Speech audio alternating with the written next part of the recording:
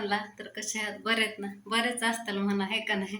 तर चला म्हणलं, खूप दिवसातनं आज निवांत व्हिडिओ घ्यायला लागले मोकळ्या टायमामध्ये. संध्याकाळनं व्हिडिओ बनवायला लागले बघा. तर खूप दिवसातनं बघा तुम्हाला म्हणलं रेसिपी शेअर करा, आणि मी पण ते पहिल्यांदाच करायला लागले. ह्याच्या आधी कधी केलं नाहीये. तर म्हणलं चला कसं बनवायचं ते पण दाखव. तर मी आज करणार आहे पालकापासून काहीतरी नवीन पदार्थ बघा. दरवारीनं फक्त भाजीच करायची पालकाची, अशी शिजवणी. तर आज म्हणलं चला, आज टायमिंग आहे तर पालक पुरी बनवूया म्हणलं, आणि तुम्हाला पण शेअर करावं म्हणलं. आणि तुम्ही कशी करता ते पण नक्की सांगा कमेंट करून. तर चला, काय घेतलं ते दाखवते.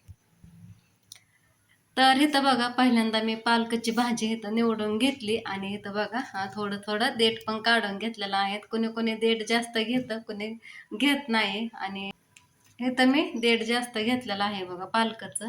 तर चला, पहिल्यांदा भाजी मी धुवून घेणार आहे आता, आणि इथं पाणी उकळण्यासाठी ठेवून घेतले गॅसवरती.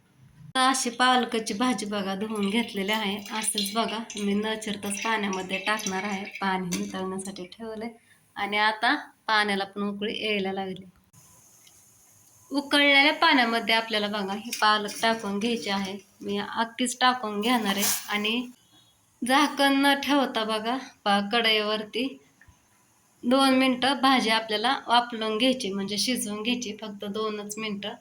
आता मी कढईवरती झाकण काय ठेवणार नाही. झाकण ठेवल्यानंतर भाजीचा गिचगा होईल, म्हणजे भाजी गाळ शिजन, त्याच्यामुळं उघडीच भाजी शिजवून घेणार आहे. मस्त अशी आता बघा इथं भाजी शिजायला लागलेली आहे.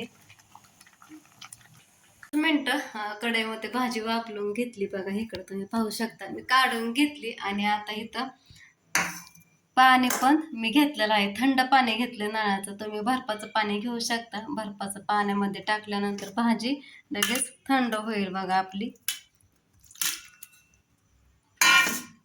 चांगली थंड करून घ्यायची भाजी. 2च मिनिटामध्ये भाजी बघा थंड झाली, आणि इकडे मी सगळं सामान घेतलंय. जिरे घेतली, थोडासा लसूण घेतलाय, म्हणजे लसणाच्या पाकळ्या, आणि 2-3 हिरवी मिरची टाकून घेतली. थोडंसं तिखट बनवा म्हणलं, मुलांना तिखट आवडतं. तर चला, ही भाजी आता मी टाकून घेते मिक्सरच्या भांड्यामध्ये, आणि हे सगळं पेस्ट करून घेते, म्हणजे बारीक करून घेते बघा. थोडंसं मीठ पण टाकते, म्हणजे बारीक व्हायला ताप पडणार नाही. इथं मी गव्हाचं पीठ घेतलेलं आहे, जेवढं पाहिजे तेवढं, आणि इथं सगळं सामान बारीक करून घेतले पेस्ट करून. तर आता मी पिठामध्ये थोडंसं मीठ टाकणार आहे चवीनुसार, आणि थोडीशी हळद. नाही टाकली तरी चालते, पण मला आवडते हळद म्हणून मी थोडीशी टाकते. इथं मस्त अशी हिरवीगार पालकाची पेस्ट करून घेतली, लसूण जिरेही टाकून. ती पण आता मी लागेल तसं इथं ओतून घेणार आहे बघा. मी कणिक मळून घेतली, दाखवते तुम्हाला. माझा हात भरलाय, त्याच हाताने पण मी फोन धरलाय बघा. पाणी न घालता बघा मी इथं कणिक मळून घेतलेले आहे. इथं पाहू शकता मी पाणी थोडंही ओतलेलं नाही. पालकाला पाणी सुटलेलं होतं त्याच्यामुळं, आणि सुटतं पण बघा पालकाच्या भाजीला पाणी पेस्ट केल्यानंतर. तर इतकी घट्ट झाली. आता ही थोडंसं पाणी टाकून अजून बघा इथं मळून घ्यायची, म्हणजे तिंबून घ्यायची कणिक. बघू, थोडा पाण्याचा शितोडा देते आणि दाखवते तुम्हाला मग मी कणिक कशी झाली. 5 मिनिटं झालेले आहेत आपली कणिक मस्त अशी बघ.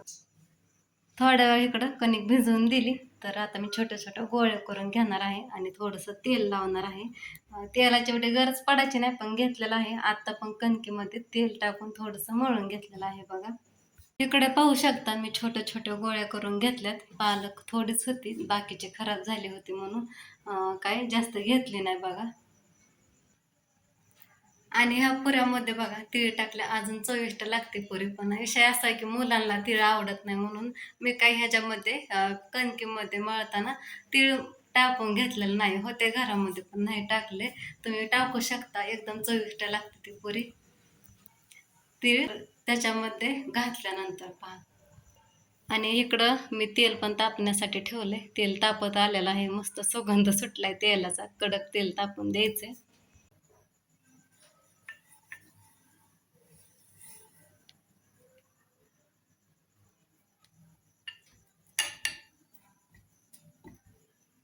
आता मी इथं पुरी लाटून घेतली जरा मोठीच लाटली, छोट्या छोट्या लाटायच्या हात्या, पण मला सवय थोडंसं मोठं ठेवायची बघा. लाटून घ्यायची, तेल तापलेलं आहे, जास्त भार न देता लाटलेले आहे पुरी. काही ताप पडला नाही लाटायला बघा.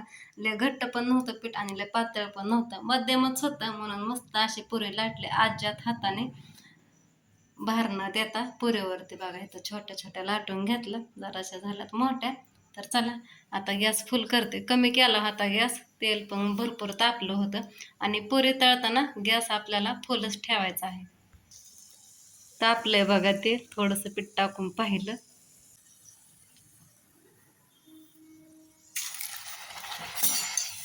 तर मस्त अशी पुरी तेलामध्ये फुगायला लागलेली आहे.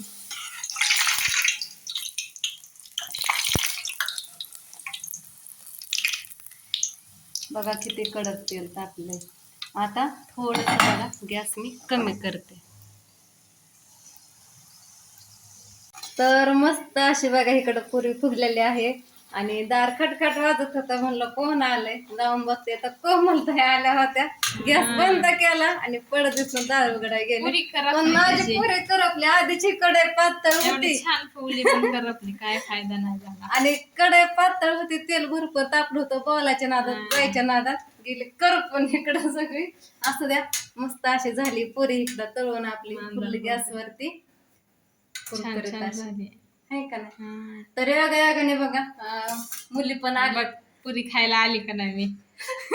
हात कर की एकदा, आता कर, आता कर. तर इकडं तेल तापले. असू द्या, आता मला पण माहित नव्हतं, अचानक सरप्राईज दिला ताईने आले त्या काय. असू द्या, मुलं पण खात्या, कार्तिकी, छकुली, पिल्लू हे सगळे खात्या ना. हाय मुलांपुरं झालंय, आपल्याला काय मोठ्या माणसांना एवढा नाद नसतो खायचं. हा, वर गेल्यात पोरं. मी घडीत गॅस कमी करते, घडीत फुल करते. नाही, कढई ह्याची ग, स्टीलची ना, त्यामुळे लगेच तेल तापतंय ते. बरं आहे क्या होत आई, काय गॅस वाया जात नाही का? एवढ्यात तुझी बचत होणार आहे का? मग काय, होय. बस हे झालंय, तेल गार झालंय. बस करा.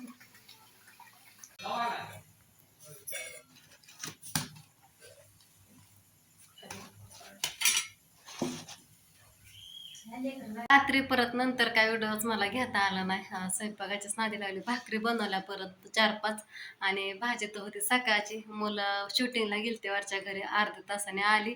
ह्या मुलांना गरम गरम खायला दिलं बघा पुऱ्या, त्यांनी आवडीने खाल्ल्या, छान झालत्या. एक घास खाऊन बघितला, मुलांचं राहिलेलं थोडंसं, तर छान झालती बघा. परत ताई गेल्या त्यांच्या घरी, उशीर झालता त्यांना जायला, 10 वाजून गेलत्या. मग मुलांनी इकडून तिकडून मोबाईल बघितला, त्याच्यामुळे व्हिडिओ काय घेता आला नाही, आणि ते डबिंग करताच येत नाही बघा.